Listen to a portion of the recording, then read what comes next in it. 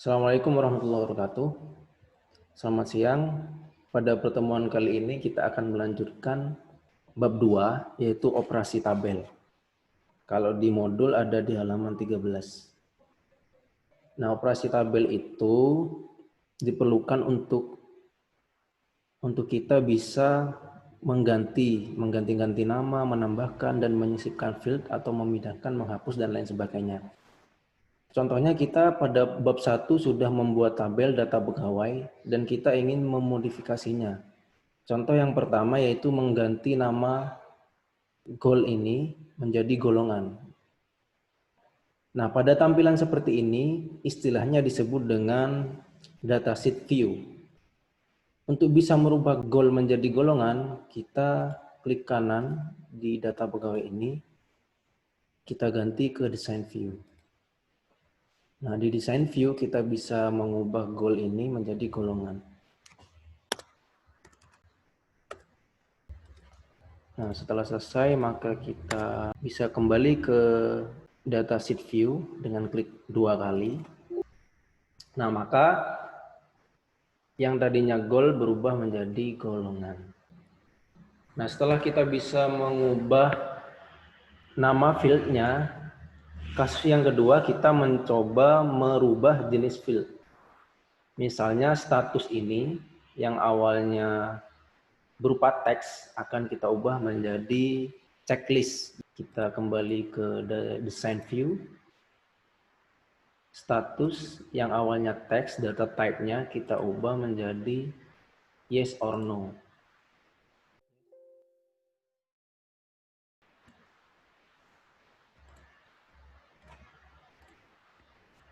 Selanjutnya ingin mencoba untuk memodifikasi tata letak dari field-nya ini. Misalnya golongan ini ditaruh setelahnya field. Jadi golongan akan berpindah ke sebelah kanan dari field status. Kita blok golongan ini dari atas. Lalu kita klik, tahan dan drag and drop ke sebelah kanannya status. Nah. Atau dengan cara lain, misalnya saya kembalikan lagi golongannya ke kiri. Ada cara yang kedua yaitu dengan membuka design view. Kita juga bisa mengganti urutan dari field ini dengan cara memblok misalnya golongan ini, diklik yang paling kiri sendiri, lalu kita drag and drop ke bawahnya status. Nah, seperti itu juga sama caranya. Kita kembali ke view. Nah, maka urutannya sekarang menjadi ID, NIP, nama pegawai, golongan, status, gaji pokok. Seperti itu. Lalu yang keempat, kita ingin menyisipkan field. Nah, contohnya kita akan menyisipkan field departemen setelah field nama pegawai. Caranya yaitu dengan dalam keadaan datasheet view ini, kita blok status, klik kanan, lalu insert field. Ini kita bisa ganti dengan nama departemen. Dan kita bisa mengisi isi dari departemen. Nah, supaya ini tulisannya kelihatan semua, kita bisa klik 2 kali ketika ada tanda plus seperti ini. Nah, selain kita menyisipkan atau menambahkan field baru, kita juga bisa menghapusnya. Itu dengan diklik semuanya departemen ini sampai ke bawah, klik kanan lalu kita bisa delete field. Yes. Nah, berikutnya adalah setelah menghapus field, kita akan mencoba membuat lookup. Jadi kalau di Excel itu kan ada VLOOKUP, ada HLOOKUP. Di sini juga kita bisa menambahkan lookup di Microsoft Access. Misalnya kita membuat lagi yang tadi departemen, field departemen cuma dengan cara membuka design view. Kita akan menambahkan field departemen setelah nama pegawai. Maka kita akan blok field status ini, lalu klik kanan, kita insert rows. Nah, maka akan ada rows baru di atas status. Kita isikan departemen. Lalu untuk data type, tipe datanya, kita memilih lookup wizard. Nah, di lookup wizard ini ada dua pilihan. Yang pertama, I want the lookup field to get the values from another table or query. Ini maksudnya adalah kita bisa mendapatkan data dari tabel atau query yang telah ada atau membuat lagi. Nah, untuk pilihan yang kedua yaitu I will type in the values that I want. Jadi yang kedua ini kita menambahkan data sesuai dengan apa yang kita inginkan. Kita pilih yang kedua ini lalu next. Nah, di sini kita akan memberikan pilihan-pilihan pada departemen yang ada. Misalnya pada departemen ini kita isikan keuangan, terakhir produksi. Setelah kita isikan macam-macam dari departemennya, maka kita klik next, lalu finish. Nah, kita kembali ke view. Maka di departemen ini, kita bisa mengisikan beberapa pilihan yang sudah kita buat tadi di lookup. Nah, karena urutan departemennya salah, maka kita bisa geser ke setelah nama pegawai. Kita bisa isikan nama-nama dari departemen. Selanjutnya, setelah kita bisa memodifikasi field, maka kita akan mencoba untuk mengolah data record. Nah, ini materi ini ada di halaman 17, yaitu proses pengolahan data record biasanya berkaitan dengan menambah data record baru, menghapus data maupun pencarian data record. Misalnya kita akan menambahkan data record baru.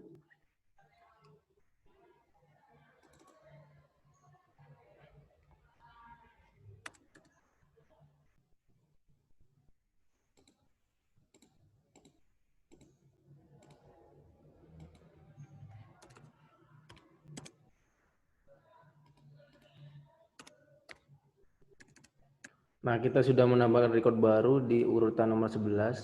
Nah, ini kita akan urutkan berdasarkan NIP. Jadi kita buka di design view. Nah, di sini ada tanda kunci di ID. Itu berarti ID adalah primary key. Primary key itu adalah data acuan. Sedangkan pada kenyataannya, jika ada data pegawai, data acuannya adalah NIP. Maka kita akan pindahkan primary key-nya dari ID ke NIP. Nah, ini kita klik ID, kita hilangkan tanda kunci dari ID, lalu kita klik NIP-nya, dan kita akan pindahkan primary key-nya di NIP. Maka saat ini yang menjadi primary key atau data acuan utamanya yaitu NIP. Kita kembali ke view lagi, yes. Yang menjadi acuan urutannya adalah NIP. Dan data yang baru saja saya tambahkan, Yohan, sebagai personalia golongan 2A, berada di urutan ke-6. Meskipun secara ID dia urutan ke-11, namun secara NIP dia ada di urutan ke-6. Selain menambahkan data record, kita juga bisa menghapuskan. Misalnya, kita menghapus data record dengan ID 10, maka kita bisa memblok semuanya yang ada di data 10 dan klik kanan delete record. Yes. Nah, selain menambahkan dan menghapus, kita juga bisa mencari data. Sama dengan pada saat kita mencari data di Microsoft Word atau di Excel, kita bisa menggunakan Ctrl F. Misalnya kita mencari golongan 2C.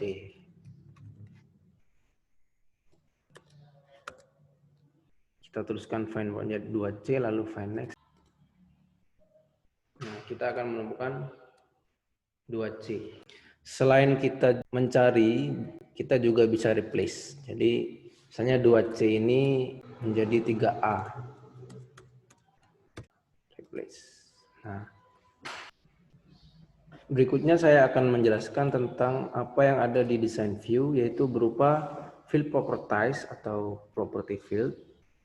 Field properties yang terdapat pada desain tabel digunakan untuk mengatur format tampilan seperti format angka, tanggal, label field, kolom, pemasukan data, input max, membatasi atau mengontrol pemasukan data, mengoreksi pesan kesalahan, pengaturan indeks, dan lain sebagainya.